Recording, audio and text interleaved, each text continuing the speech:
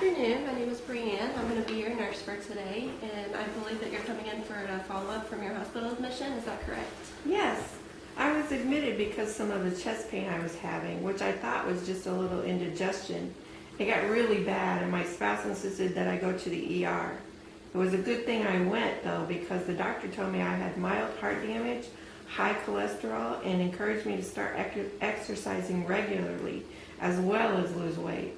I was quite surprised at this news because I've always considered myself to be healthy, and I rarely feel sick. It's been so long since I've been to the doctor, so I'm not sure what to do from here. Well, I'm very glad you came in to see us today, and I'll do my best to get a thorough assessment completed so that I can give you the best care possible. Since you are considered my primary source of information, I'd like to ask you specifically some information regarding your health. I'd like to, those series of questions that I asked you is called a focused assessment. So we're going to ask you some questions about your complaint today, but we're also going to get a broad head-to-toe assessment towards the end as well. These questions of the focused assessment, they gather information of categories of biographic, present illness, past illness, family history, psychosocial illnesses, and any cultural as well.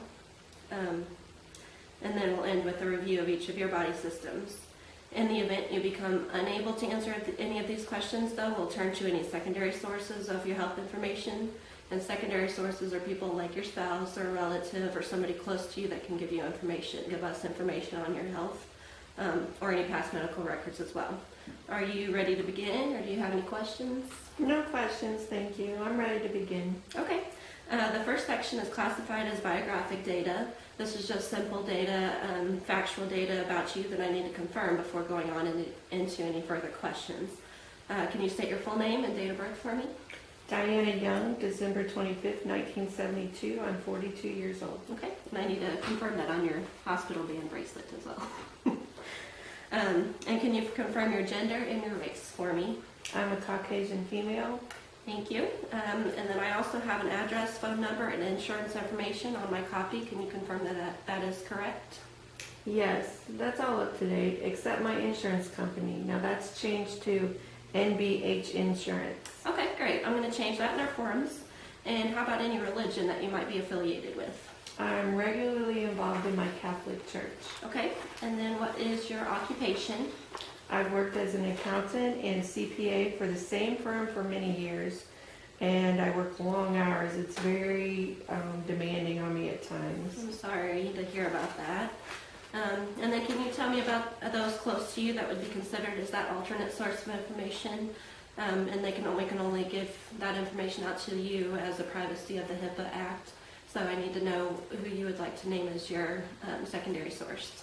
I have a husband named Mark. We met in college and we have 2 children together. Okay. Kelsey is 7 and Marcus is 6. Okay, good. And that's the last of the biographical section. The next section, I'd like to ask you a few questions about your present health concerns. Present health concern is any illnesses that you're currently experiencing and what brought you into the office today. So I'd like to ask you if you can state the reason you're seeking medical attention today. But a side note, I'm going to be paying attention to both subjective and objective data. That is my patient gives me information so that I can develop that care that can be reported to other health team members after the assessment is completed. The information she gives me includes the OLD CART, which OLD-CART is onset, location, duration, characteristics, aggravating factors, relieving factors, and treatments that she has tried. And also we will try a few of the ICE information, which is their impact on daily living, coping strategies, and her emotional response to her health condition.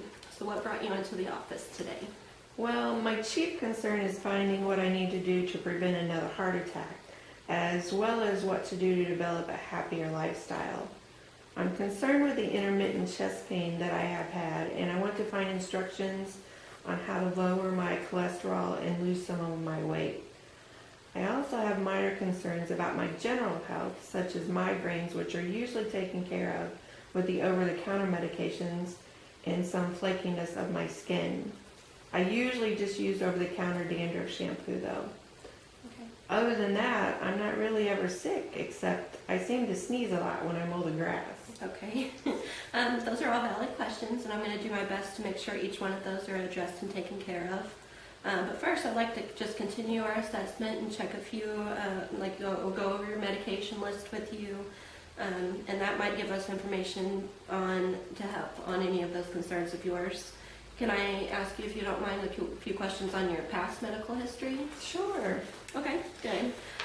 The past history section just covers anything from the past that may have an impact on your current health condition. So it can include any surgeries, immunizations, mental health problems, allergies, or any kind of substance abuse as well. So let's start with any surgeries or past illnesses that you've had. I've never had any allergies, no surgeries, never had any significant illnesses. That's good. Do you have any, you said no allergies. No. Tell me about your immunization history. Well, I'm all up to date on my shots, and I get a flu shot every single year. That's good. Any childhood illnesses that you've had? Other than the chicken pox as a child, I've never had any childhood illnesses. Good. And then tell me about your alcohol, smoking, or illegal substance use that you may have taken part of. Sure. I only use alcohol occasionally, which is about 2 to 3 times per week. I have smoked a pack of cigarettes per day for about 15 years, and I've tried to quit many times and have, even used the gum to help me. Mm-hmm. But I've never taken any illegal substances, though. Okay, good. Thank you for giving that information to me as well. Sometimes that's hard to relay as well, but I think it'll give us great insight to help your current health condition. Would you mind if I go over the next section for a little while and include some of your family history? Not at all. Go right ahead. Okay. The family history includes any diseases of immediate family members or extended family members, as well as any families that might have passed due to like a specific illness as well. Can you explain any family history details to me? Sure. My parents are both living and are in very good health. I don't even have any siblings or very many extended family members. Of the relatives that I do have, there have been no reports of medical conditions that I know of. Okay, so no history of like coronary artery disease, hypertension, diabetes? No, none that I know of. Okay, thank you for that information. How about we touch a bit on the psychosocial information? This information kind of tells us about your social history. It evaluates the effect on any of that social history on your personal life. So like any financial burdens, support systems, stress and emotional concerns, as well as your self-concept. Is there anything you'd like to inform us on this topic? Well, my son was recently hospitalized after being hit by a car. He broke his pelvis and his leg, and he's home now, but has a cast on the leg, and he can only get out of bed for a little while each day. I'm sorry to hear about that. Do you mind to tell me a little bit about how you're coping with that situation? I take each day a little at a time. My responsibilities in the household have changed a little bit since our sons need extra care. The only hard thing on me is that when I feel stressed, I tend to overeat, and when I do that, I'm at a higher risk for getting medical conditions like the one I have come to talk to you today about. I wouldn't be stressed, though, if I feel like we were okay financially from all the hospital bills. Right, and that can be a burden. So the hospital has a lot of resources to help you out financially. I can get that information for you to see what you'd like to do from here. Do you feel like you have a strong support system to help you get through these changes? Yes, I have my parents, and my husband that is doing a very good job making sure everything gets done. We help each other as we need it, and it's very good to have them with me. Well, that's great. That's very good. How about any ethnic or cultural requests that we should know of?